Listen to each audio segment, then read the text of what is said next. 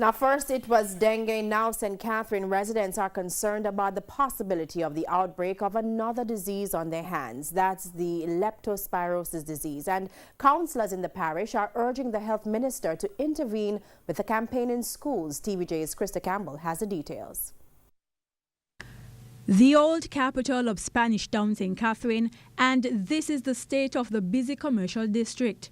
Scenes like these already causing concerns about more breeding of the Aedes aegypti mosquito, which is responsible for the current dengue outbreak that's already claimed at least 3 young lives in Portmore, St. Catherine alone.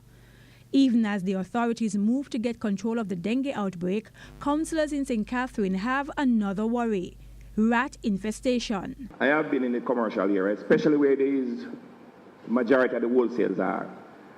And I'm thinking that these rats are shopping because they are just in and out of the wholesales. It's frightening. So I would want your team to pay particular attention to these wholesales. Some of them, when you go inside, they are dirty, they are filthy.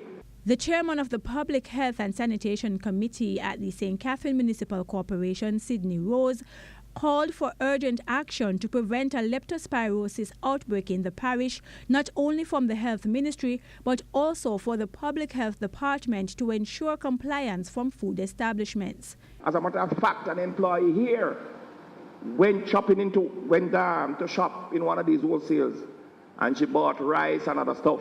And when she was about to use the rice, she found droplets of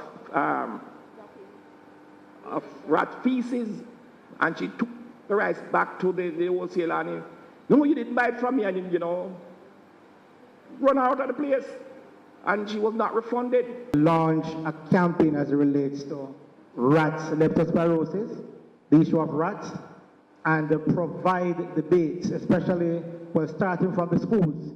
Krista Campbell, TVJ News.